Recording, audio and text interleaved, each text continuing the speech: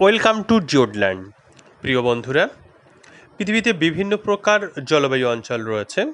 তার মধ্যে আমরা নিরক্ষীয় জলবায়ু অঞ্চল, মৌসুমী জলবায়ু অঞ্চল, ভূমধ্যসাগরীয় জলবায়ু অঞ্চল এবং তুন্দ্রা জলবায়ু অঞ্চলের অবস্থান, জলবায়ুগত বৈশিষ্ট্য, জীববৈচিত্র্য, আর্থসামাজিক পরিবেশ এবং জীবনযাত্রা সম্পর্কে বিস্তারিত আলোচনা করব। প্রথমেই আমরা আলোচনা করব নিরক্ষীয় জলবায়ু অঞ্চল সম্পর্কে। নিরক্ষীয় জলবায়ু পৃথিবীর ঠিক মাঝখান দিয়ে পূর্ব থেকে পশ্চিম দিকে বিস্তৃত হয়ে আছে নিরক্ষরেখা। আর এই নিরক্ষরেখার থেকে উত্তর দিকে 5 থেকে 10 ডিগ্রি উত্তর এবং দক্ষিণে 5 থেকে 10 ডিগ্রি দক্ষিণ অক্ষাংশের মধ্যে অবস্থান করছে নিরক্ষীয় জলবায়ু। আমরা জানি নিরক্ষীয় অঞ্চলে সারা বছর সূর্য লম্বভাবে কিরণ দেয়। সূর্যরশ্মি নিরক্ষীয় অঞ্চলে লম্বভাবে কিরণ দেওয়ার জন্য নিরক্ষীয় উষ্ণ আর্দ্র জলবায়ু অঞ্চলে সারা বছর অত্যাধিক উষ্ণতা লক্ষ্য করা যায়। তাছাড়া এখানে জলভাগের পরিমাণ বেশি এবং উষ্ণতার পরিমাণও বেশি, ফলে স্বাভাবিকভাবে জলীয় বাষ্পের পরিমাণ বেশি এবং জলীয় বাষ্পের পরিমাণ বেশি হওয়ার জন্য স্বাভাবিকভাবে এখানে মেঘ সৃষ্টি হয় বেশি এবং তা থেকে প্রতিদিন প্রচুর পরিমাণে বৃষ্টিপাত হয়ে থাকে। অত্যাধিক উষ্ণতা আর প্রচুর বৃষ্টিপাতের কারণে এই নিরক্ষীয় উষ্ণ আর্দ্র জলবায়ু অঞ্চলে গভীর অরণ্যের সৃষ্টি হয়েছে। এই কারণে এই অঞ্চলকে নিরক্ষীয় বৃষ্টি অরণ্য অঞ্চলও বলা হয়। নিরক্ষীয় উষ্ণ আর্দ্র জলবায়ুর অবস্থান। প্রথমে আসছি অক্ষাংশগত অবস্থান। নিরক্ষরেখার দুই পাশে সাধারণত 5 ডিগ্রি থেকে 10 ডিগ্রি, অর্থাৎ কোথাও 5 ডিগ্রি এবং কোথাও 10 ডিগ্রি উত্তর ও দক্ষিণ অক্ষাংশের মধ্যে এই জলবায়ু অবস্থান করছে। মহাদেশীয় অবস্থান। আফ্রিকার কঙ্গো বা জাইরে নদীর অববাহিকা, যদি দক্ষিণ আমেরিকা মহাদেশ দেখি সেখানে আমাজন নদীর অববাহিকা। এশিয়া মহাদেশের দক্ষিণ পূর্ব এশিয়ার ইন্দোনেশিয়া, মালয়েশিয়া, ফিলিপাইন্স, ভারতের দক্ষিণ পশ্চিম অংশ, শ্রীলঙ্কার দক্ষিণ অংশ, কলম্বিয়ার পশ্চিম উপকূল, মাদাগাস্কারের পূর্বাংশ, মধ্য আমেরিকার পানামা, কোস্টারিকা, ক্যারিবিয়ান দ্বীপপুঞ্জের কিছু অঞ্চলে এই জলবায়ু লক্ষ্য করা যায়। আমরা পৃথিবীর মানচিত্রে নিরক্ষীয় জলবায়ু অঞ্চলের অবস্থান দেখতে পাচ্ছি। এখানে সবুজ রং দিয়ে নিরক্ষীয় বৃষ্টি অরণ্য অঞ্চলকে দেখানো হয়েছে, যেখানে বাম দিকের অংশে দক্ষিণ আমেরিকা মহাদেশের আমাজন নদী অববাহিকা, মাঝখানে আমরা দেখতে পাচ্ছি আফ্রিকার জাইরে নদী অববাহিকা এবং ডান দিকে দক্ষিণ পূর্ব এশিয়ার বিভিন্ন দ্বীপপুঞ্জের নিরক্ষীয় জলবায়ু অঞ্চল আমরা স্পষ্টভাবে লক্ষ্য করছি। নিরক্ষীয় অঞ্চলের জলবায়ুর বৈশিষ্ট্য। প্রথমে আসছে উষ্ণতা। আমরা পূর্বেই বলেছি যে নিরক্ষীয় অঞ্চলে সূর্যরশ্মি সারা বছর লম্বভাবে পড়ে। সূর্যরশ্মি লম্বভাবে পড়ার ফলে উষ্ণতা সবসময় বেশি থাকে। এখানকার বার্ষিক গড় উষ্ণতা 27 ডিগ্রি সেলসিয়াস। বার্ষিক উষ্ণতা থাকে 25 ডিগ্রি সেলসিয়াস থেকে 30 ডিগ্রি সেলসিয়াস। বার্ষিক উষ্ণতার প্রসার হয় মাত্র 2 ডিগ্রি সেলসিয়াস থেকে 3 ডিগ্রি সেলসিয়াস। কেন মাত্র 2 ডিগ্রি সেলসিয়াস থেকে 3 ডিগ্রি সেলসিয়াস হয়ে থাকে? কারণ নিরক্ষীয় অঞ্চলে সারা বছরই 12 ঘন্টা দিন থাকে এবং 12 ঘন্টা রাত থাকে এবং সারা বছরই সূর্য লম্বভাবে পড়ে, ফলে সারা বছরে কিন্তু উষ্ণতার পার্থক্য হয় না। যেমন আমরা আমাদের এই ভারতের মৌসুমী জলবায়ু অঞ্চলে শীতকালে উষ্ণতা কমে যায় এবং গ্রীষ্মকালে উষ্ণতা বেড়ে যায়। নিরক্ষীয় অঞ্চলে এই রকম হয় না, সেখানে সারা বছরই উষ্ণতার পরিমাণ বেশি থাকে। সেই সঙ্গে বাতাসের আর্দ্রতাও বেশি থাকে, তবে রাতের বেলা উষ্ণতা কিছুটা কমে যায়। এখানে রাতের বেলা উষ্ণতা 25 ডিগ্রি সেলসিয়াসের কাছাকাছি থাকে। তাই নিরক্ষীয় অঞ্চলে রাত্রিকে ক্রান্তীয় শীতকাল বলা হয়ে থাকে। পৃথিবীর মধ্যে একমাত্র নিরক্ষীয় জলবায়ু অঞ্চলে বার্ষিক উষ্ণতার প্রসার মাত্র 2 থেকে 3 ডিগ্রি সেলসিয়াস হয়ে থাকে। অন্য কোনো জলবায়ু অঞ্চলে তা লক্ষ্য করা যায় না। আমরা একটি উষ্ণতা ও বৃষ্টিপাত সূচক লেখচিত্রের সাহায্য নিয়ে নিরক্ষীয় অঞ্চলের উষ্ণতা এবং বৃষ্টিপাত সম্পর্কে সুস্পষ্ট ধারণা নেব। এখানে নিরক্ষীয় অঞ্চলের 12টি মাসের উষ্ণতার পরিমাণ দেখানো হয়েছে। উষ্ণতার রেখাটি সরল আকারে অবস্থান করছে, কারণ সারা বছর লাল রঙের রেখা দিয়ে উষ্ণতা দেখানো হয়েছে, সেটি সরলভাবে অবস্থান করছে কারণ সারা বছর উষ্ণতা সমান থাকছে। আর প্রতিটি মাসে আমরা এখানে বৃষ্টিপাত লক্ষ্য করছি, অর্থাৎ নিরক্ষীয় অঞ্চলে সারা বছরই বৃষ্টিপাত হয়।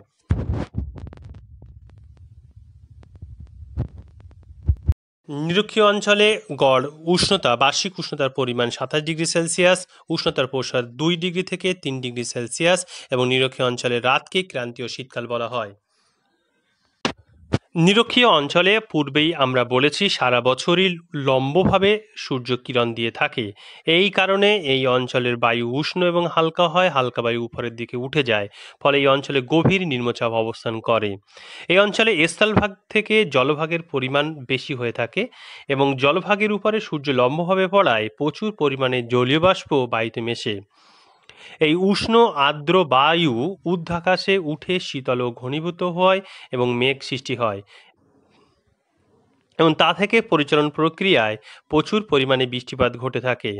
নিরক্ষীয় অঞ্চলে বার্ষিক গড় বৃষ্টিপাতের পরিমাণ 200 থেকে 250 সেন্টিমিটারের মতো হয়ে থাকে। মোট বৃষ্টিপাতের দিন সংখ্যা বছরে প্রায় 250 থেকে 300 দিন হয়, অর্থাৎ 365 দিনের মধ্যে এখানে 250 থেকে 300 দিন বৃষ্টিপাত হয়ে থাকে। প্রায় প্রতিদিন সকালে নিরক্ষীয় অঞ্চলের আকাশ সকালের দিকে পরিষ্কার থাকলেও বিকালের দিকে, অর্থাৎ বিকাল 3টে থেকে 4টের সময় ঘন কিউমুলো নিম্বাসের মেঘে আকাশ ঢেকে যায় এবং বজ্র বিদ্যুৎ সহ প্রবল ঝড় বৃষ্টি হয়ে থাকে। যেহেতু বিকাল 4টের সময় এই বৃষ্টিপাত হয়ে থাকে, তাই একে 4 o'clock রেনও বলা হয়ে থাকে। নিরক্ষীয় জলবায়ু অঞ্চলে নিরক্ষীয় নিম্নচাপ বলয় অবস্থান করছে। এর উত্তর দিকে রয়েছে কর্কটীয় উচ্চচাপ বলয় এবং দক্ষিণে আছে মকরীয় উচ্চচাপ বলয়। সেখান থেকে উত্তর পূর্ব এবং দক্ষিণ পূর্ব আয়নবায়ু নিরক্ষীয় নিম্নচাপ বলয়ে এসে মিলিত হয়, তাই এই অঞ্চলকে ইন্টারট্রপিক্যাল কনভার্জেন্ট জোন বলে। জীববৈচিত্র্য। নিরক্ষীয় অরণ্য অঞ্চলে উষ্ণতার পরিমাণ বেশি এবং সারা বছরই এখানে বৃষ্টিপাত হয়ে থাকে। এই কারণে এই অরণ্যে সারা বছর গাছে সবুজ পাতা থাকে, ফুল ফোটে, ফল ধরে, তাই চিরসবুজ অরণ্য বলা হয়। ব্রাজিলের আমাজন নদী অববাহিকায় এই ক্রান্তীয় অরণ্য সেলভা নামে পরিচিত। এই সেলভা অরণ্যে রবার, রোজউড, ব্রাজিল নাট, আয়রনউড, বাঁশ গাছ লক্ষ্য করা যায়। জায়রে অর্থাৎ আফ্রিকার কঙ্গো নদী অববাহিকায় নিরক্ষীয় অরণ্যে মেহগনি, রবার, পাম, কোকো, সিনকোনা গাছের প্রাধান্য লক্ষ্য করা যায়। আমরা যদি দক্ষিণ পূর্ব এশিয়ার নিরক্ষীয় অরণ্য লক্ষ্য করি, সেখানে শাল, সেগুন, আবলুস, রবার গাছ দেখা যায়। উপকূল অঞ্চলে নিরক্ষীয় অঞ্চলের উপকূল অঞ্চলে প্রচুর পরিমাণে নারকেল, তাল গাছ জন্মায়। নিরক্ষীয় অরণ্যে নানা প্রজাতির গাছ পাশাপাশি জন্মায়। আমরা যদি ব্রাজিলের সেলভা অরণ্য লক্ষ্য করি, সেখানে 2 বর্গ কিমি অঞ্চলে গড়ে প্রায় 300 প্রজাতির গাছ লক্ষ্য করা যায়।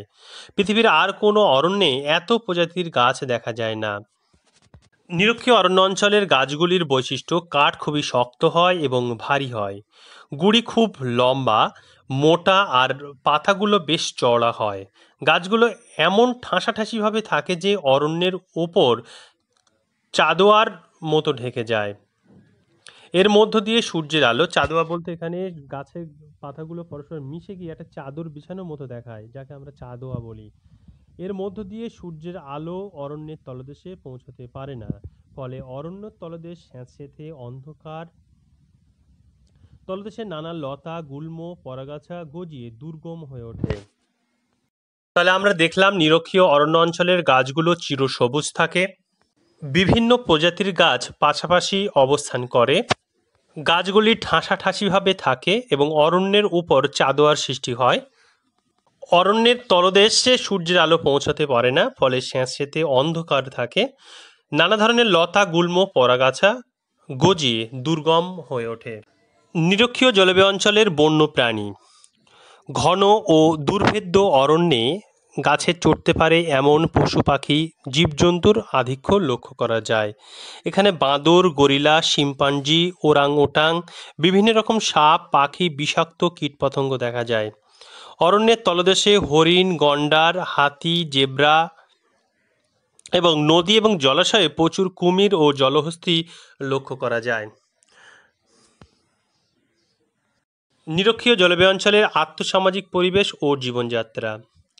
আমরা নিরক্ষীয় অঞ্চলের জলবায়ুগত বৈশিষ্ট্য, এখানকার জীববৈচিত্র্য অর্থাৎ স্বাভাবিক উদ্ভিদের বৈশিষ্ট্য এবং বন্য প্রাণী সম্পর্কে ধারণা লাভ করেছি। তা থেকে বুঝতে পারলাম যে এই নিরক্ষীয় উষ্ণ আর্দ্র অঞ্চলের জলবায়ু অস্বাস্থ্যকর। এখানে বিপদসংকুল এবং বন্য পরিবেশে জনবসতি স্বাভাবিকভাবে বেশি হবে না। জাইরে ও আমাজন অববাহিকা, অর্থাৎ জাইরে হচ্ছে আফ্রিকা মহাদেশে আছে এবং আমাজন হচ্ছে দক্ষিণ আমেরিকা মহাদেশে আছে। জাইরে ও আমাজন অববাহিকার তুলনায় দক্ষিণ পূর্ব এশিয়ার নিরক্ষীয় অঞ্চলে লোক বসতি বেশি, অর্থাৎ দক্ষিণ পূর্ব এশিয়া, ইন্দোনেশিয়া, মালয়েশিয়া প্রভৃতি অঞ্চলে লোক বসতির ঘনত্ব বেশি। অন্যদিকে আফ্রিকার জাইরে এবং আমাজন অববাহিকা, যেটি দক্ষিণ আমেরিকা অবস্থিত, সেখানে লোক বসতির ঘনত্ব কম। জাইরে অববাহিকায় পিগমি এবং উচ্চ আমাজন অববাহিকায় রেড ইন্ডিয়ান এবং দক্ষিণ পূর্ব এশিয়ায় সেমাং ও অন্যান্য উপজাতির মানুষরা বসবাস করে। এই অঞ্চলে বসবাসকারী অধিবাসীদের প্রধান জীবিকা হল বনের ফলমূল সংগ্রহ, বনজ সম্পদ সংগ্রহ ও পশু শিকার। বর্তমানে অরণ্যের কাছাকাছি অঞ্চলে আদিম প্রথায় স্থানান্তর কৃষির মাধ্যমে ভুট্টা, মিষ্টির আলু, ওল, কলার চাষ হয়ে থাকে। কোথায় কোথায় স্থায়ীভাবে কৃষিকাজ করার প্রক্রিয়াও শুরু হয়েছে।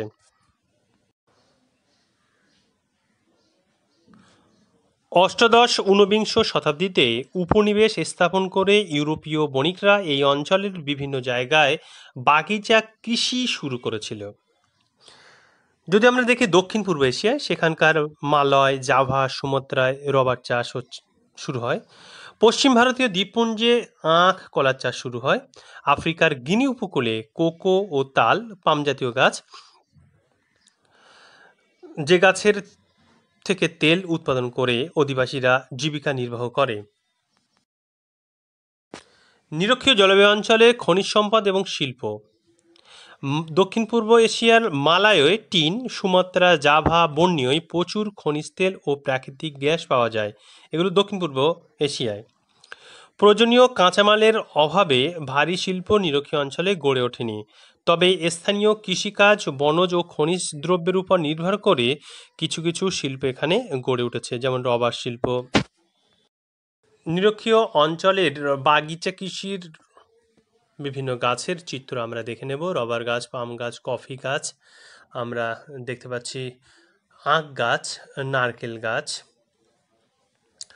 ব্রাজিলের কফি জমিগুলো আমরা এখানে দেখতে পাচ্ছি, যা ফাজেন্ডা নামে পরিচিত। বর্তমানে কি কোনো পরিবর্তন হয়েছে? সাম্প্রতিক অবস্থা আমরা দেখে নেব। অস্বাস্থ্যকর জলবায়ু, দুর্গম জঙ্গল, বিষাক্ত কীটপতঙ্গের উপদ্রব, ম্যালেরিয়া, কালাজ্বরের প্রাদুর্ভাব সবই এখানকার অর্থনৈতিক উন্নতির অন্তরায়। কিন্তু বর্তমানে অতিরিক্ত জনসংখ্যার বৃদ্ধির ফলে এই অঞ্চলে নতুন জনবসতি গড়ে উঠেছে। ক্রমাগত চাহিদায় বসতি, কৃষি, শিল্প, পরিবহনের প্রয়োজনে প্রতিদিন বিরাট এলাকার বৃষ্টি অরণ্য ধ্বংস হয়ে যাচ্ছে। 1970 সালে এখানে ট্রান্স আমাজন হাইওয়ে তৈরি হয়েছিল, যার মাধ্যমে বহির্বিশ্বের সঙ্গে এই অঞ্চল যুক্ত হয়, সেই সঙ্গে জীববৈচিত্র্য এবং পরিবেশের অবক্ষয় ত্বরান্বিত হয়। ব্রাজিলের যে আমাজন অববাহিকা, এই আমাজন অববাহিকা কিভাবে বনভূমি ধ্বংস হচ্ছে তা আমরা এই চিত্রে দেখতে পাচ্ছি।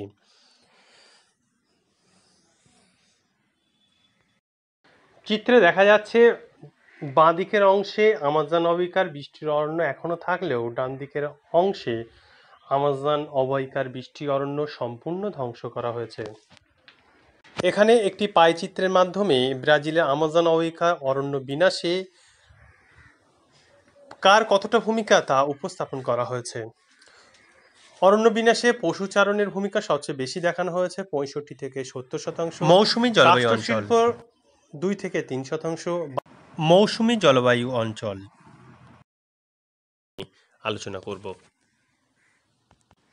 আরবি শব্দ মৌসিম থেকে মৌসুমী শব্দটির উৎপত্তি হয়েছে।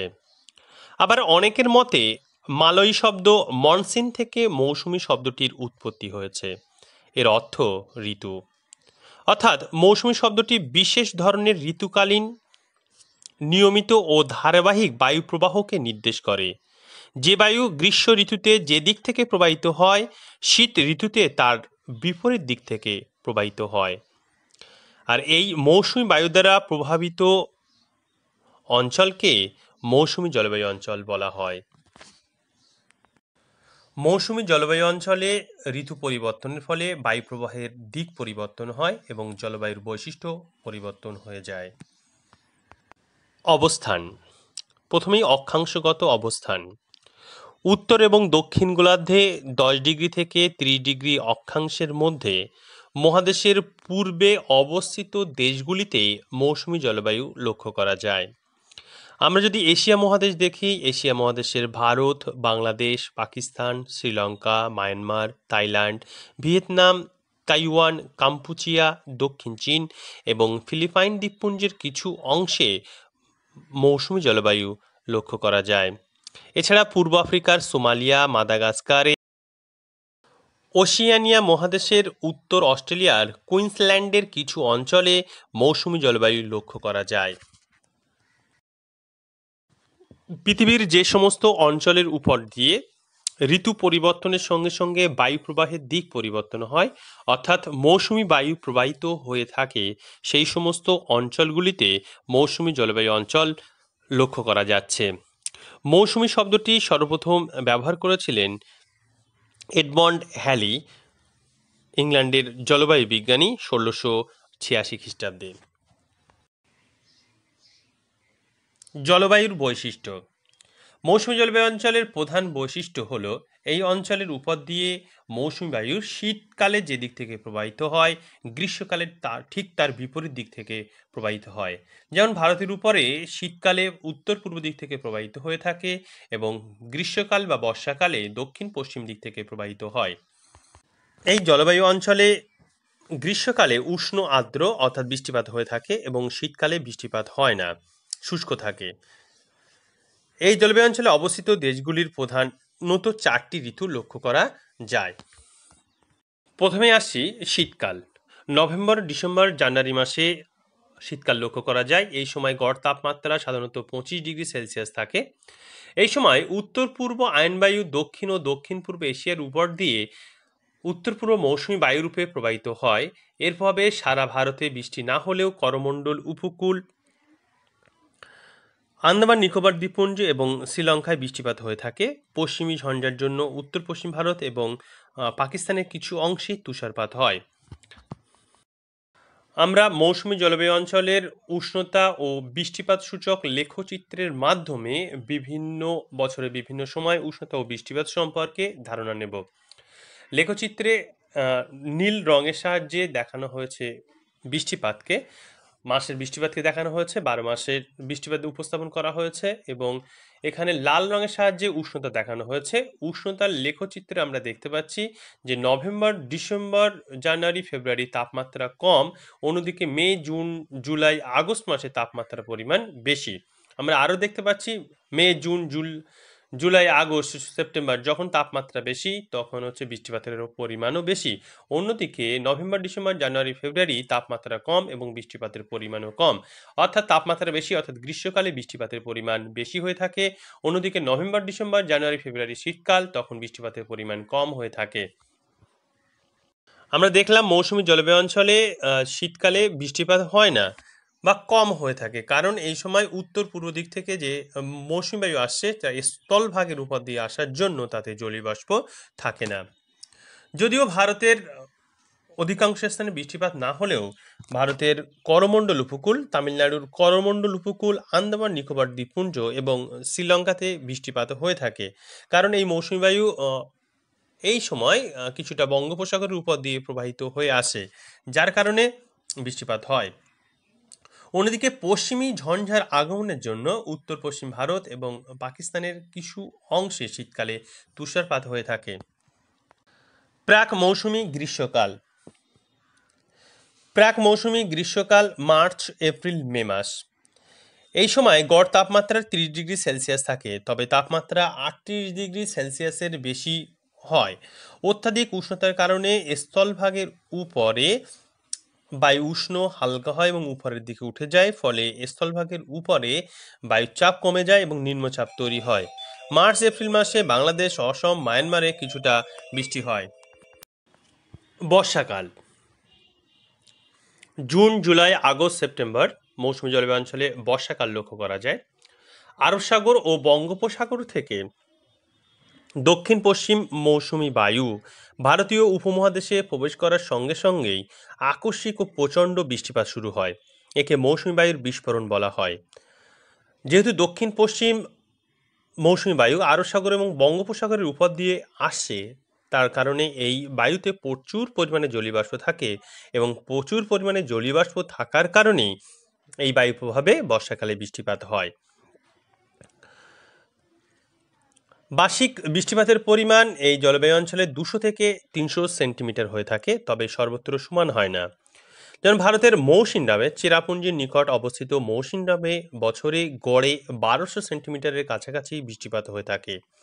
তবে মৌসুমী বৃষ্টিপাত খুবই অনিশ্চিত।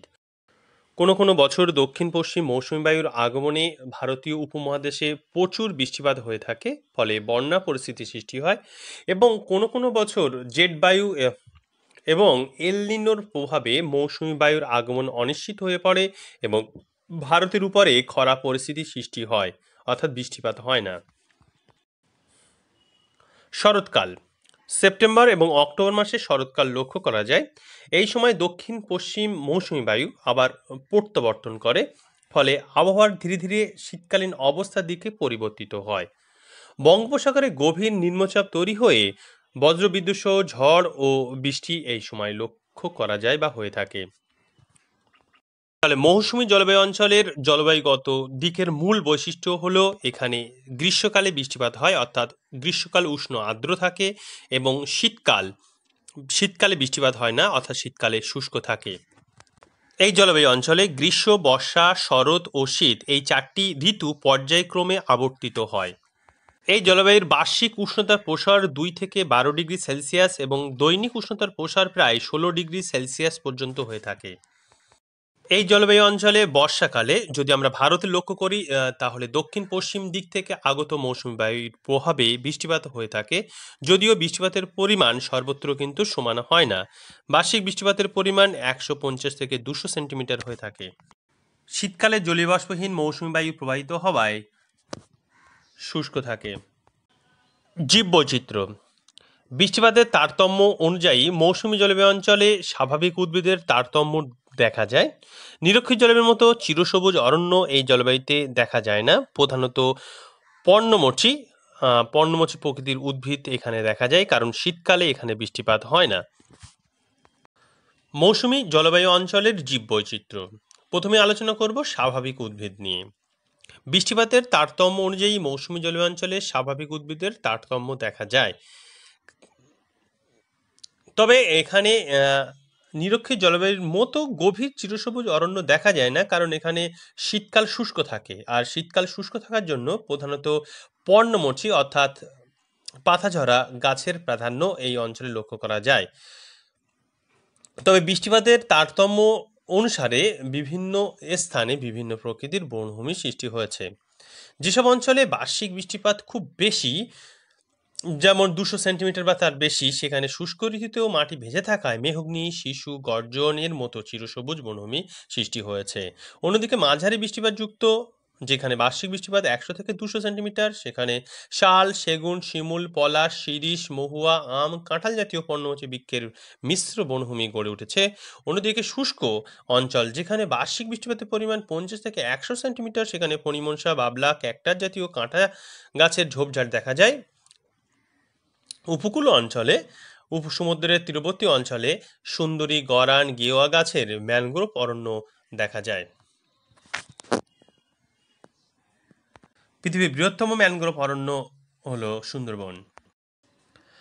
বন্য প্রাণী হাতি, গন্ডার, চিতা, হরিণ, নেকড়ে, ভাল্লুক, বানর, শিয়াল, হায়না, সাপ ছাড়াও বিশেষ অঞ্চলে যেমন সুন্দরবন অঞ্চলে বাঘ, রয়্যাল বেঙ্গল টাইগার, আবার গুজরাটের গির অরণ্যে সিংহ, আবার উপকূলের নদীর যে মোহনাগুলো আছে সেখানে কুমির, নদী ও জলাশয়ে প্রচুর মাছ লক্ষ্য করা যায়। মৌসুমী জলবায়ু অঞ্চলের আর্থ-সামাজিক পরিবেশ ও জীবনযাত্রা। মৌসুমী জলবায়ু অঞ্চলের আর্থ-সামাজিক পরিবেশ ও জীবনযাত্রা। প্রথমেই আলোচনা করব কৃষিকাজ নিয়ে। মৌসুমী জলবায়ু অঞ্চল পৃথিবীর শ্রেষ্ঠ ধান ও পাট উৎপাদক অঞ্চল। এখানকার অনুকূল জলবায়ু, অনুকূল ভূপ্রকৃতি, উর্বর মাটির জন্য এই অঞ্চল কৃষিকাজে অত্যন্ত উপযুক্ত। ধান, পাট, গম, আখ, তুলো, তৈলবীজ, চা, কফি, রবার এই অঞ্চলের প্রধান ফসল। এছাড়া আম, জাম, কাঁঠাল, লিচু, কলা, আনারস, পেয়ারা প্রভৃতি ফল উৎপাদনেও এই অঞ্চল গুরুত্বপূর্ণ।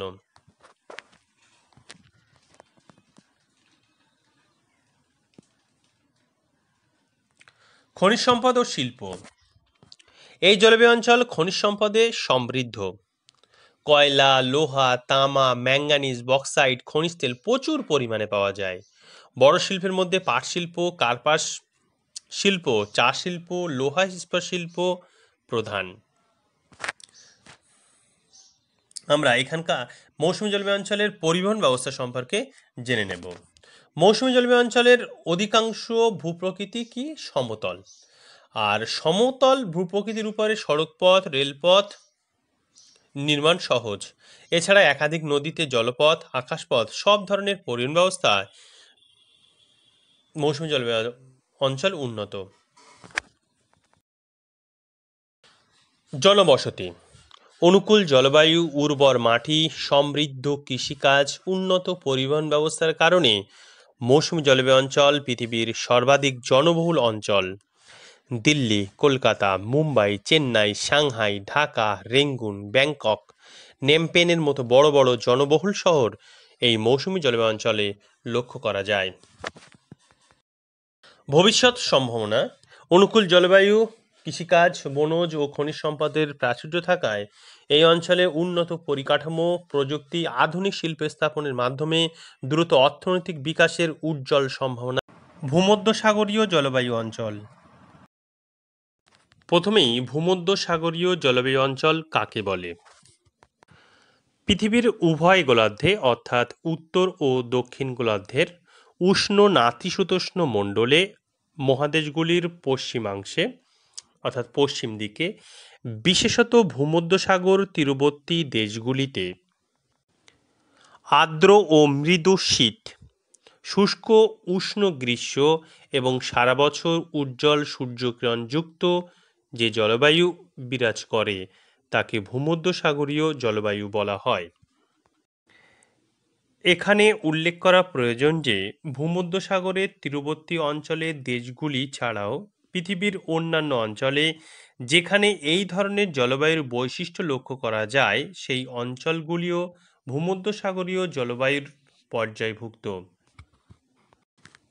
বিশ্বের মোট স্থলভাগের 1.7% অঞ্চলে এই ভূমধ্যসাগরীয় জলবায়ু লক্ষ্য করা যায়।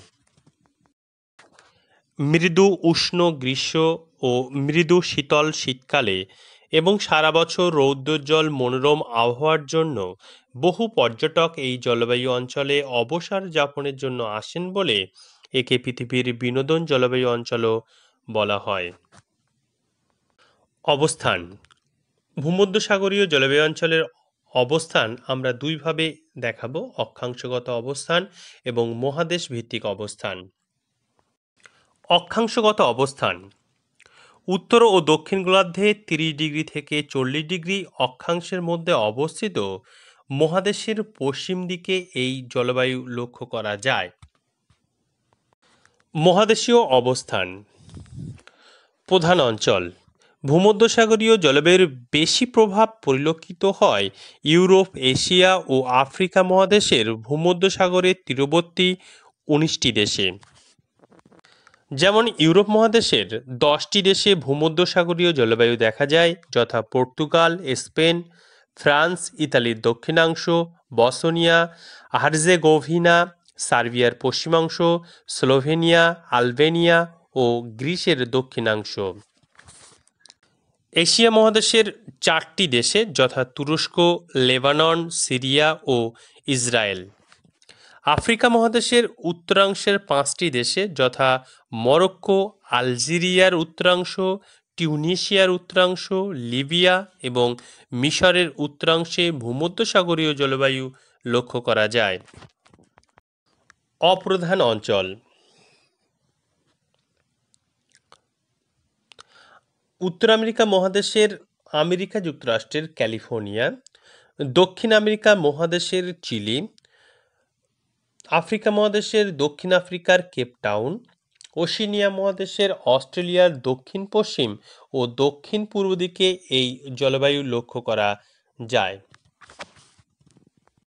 এখানে ইউরোপ, এশিয়া এবং আফ্রিকার 16টি দেশের নাম উল্লেখ করা হয়েছে যেখানে ভূমধ্যসাগরীয় জলবায়ুর সর্বাধিক প্রভাব দেখা যায়, এবং তারপরে অপ্রধান অঞ্চলের বিভিন্ন স্থানগুলির নাম উল্লেখ করা হয়েছে।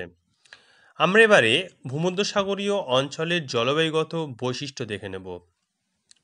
সারা বছর মৃদু ভাবাপন্ন নাতিশীতোষ্ণ জলবায়ু, শুষ্ক গ্রীষ্মকাল এবং শীতকালীন বৃষ্টিপাত ভূমধ্যসাগরীয় জলবায়ুর প্রধান বৈশিষ্ট্য।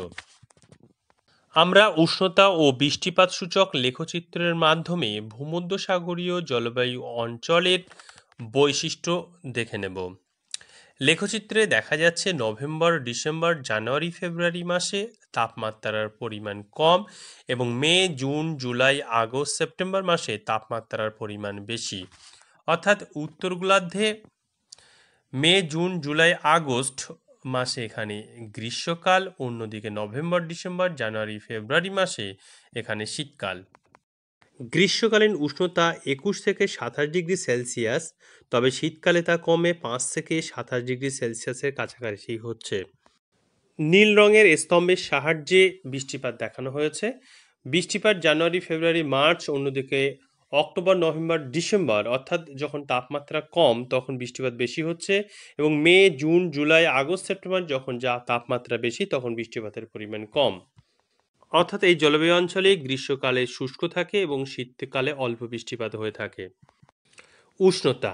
উষ্ণতাগত বৈশিষ্ট্য আমরা আরও একবার দেখে নেব। গ্রীষ্মকালীন উষ্ণতা 21 ডিগ্রি থেকে 27 ডিগ্রি সেলসিয়াস হয়, তবে শীতকালে তা কমে যায়। শীতকালে উষ্ণতা 5 থেকে 10 ডিগ্রি সেলসিয়াসও হয়ে থাকে।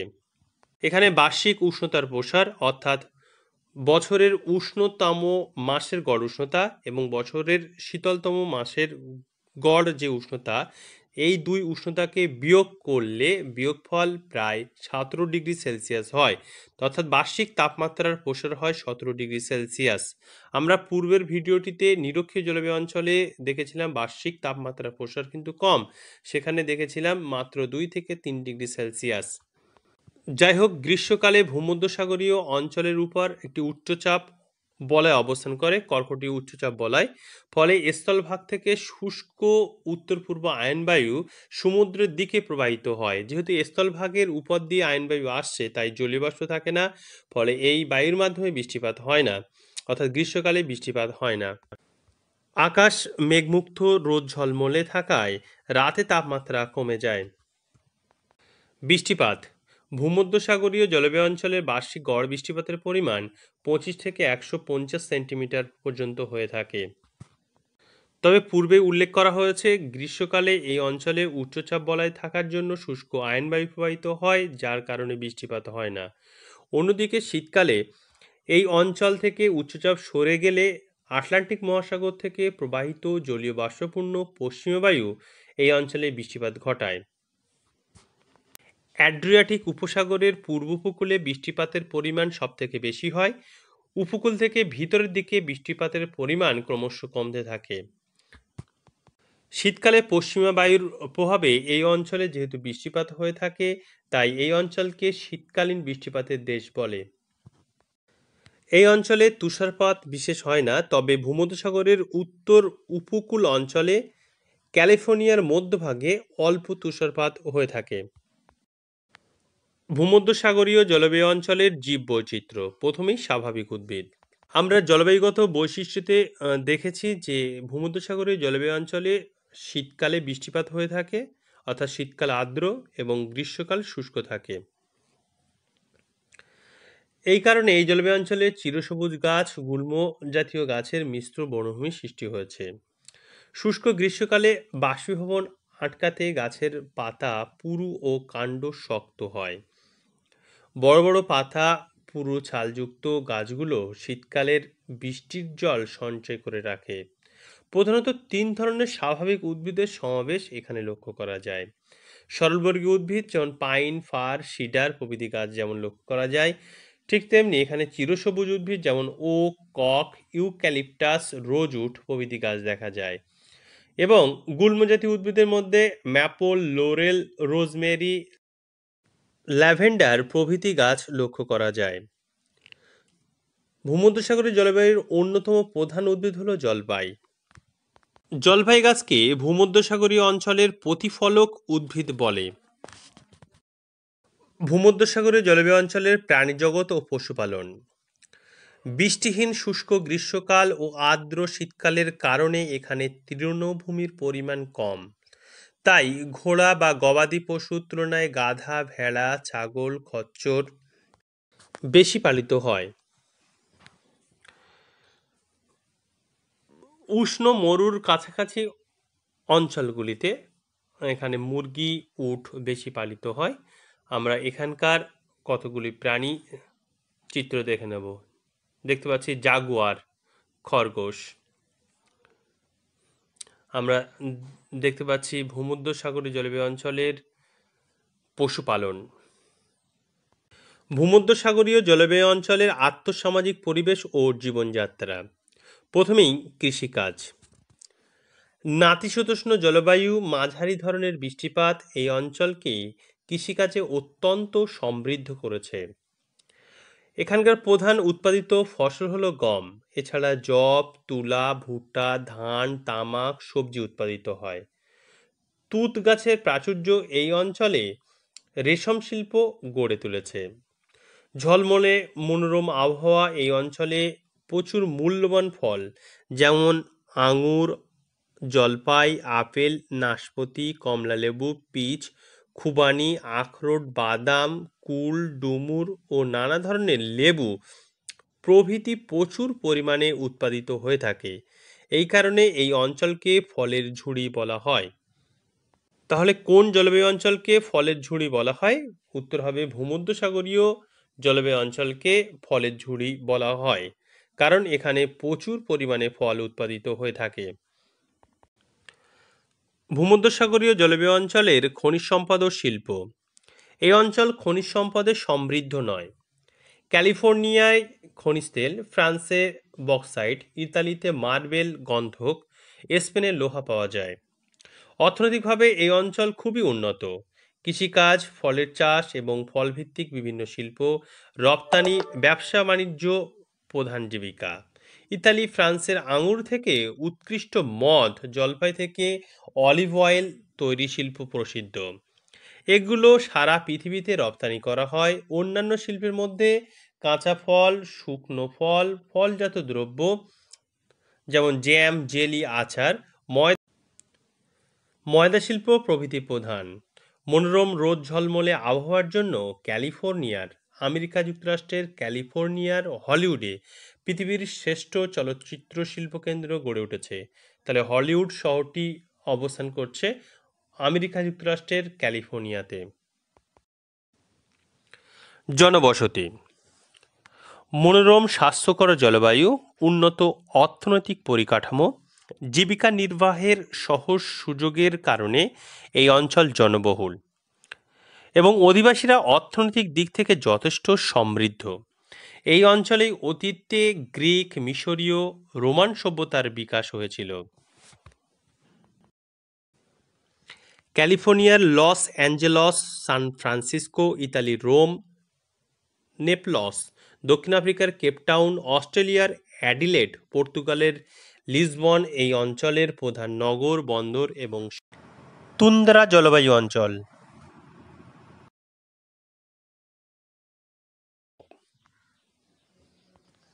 তুন্দ্রা শব্দটির অর্থ হল উন্মুক্ত প্রান্তর বা পতিত বা অনুর্বর ভূমিভাগ।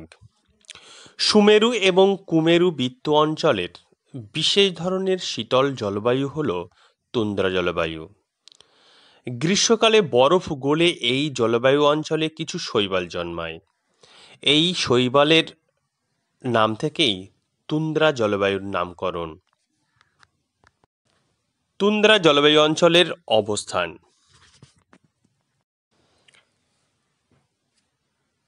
তুন্দ্রা জলবায়ু উভয় গোলার্ধের অর্থাৎ উত্তর ও দক্ষিণ গোলার্ধের মোটামুটি 65 ডিগ্রি থেকে 75 ডিগ্রি অক্ষাংশের মধ্যে অবস্থিত।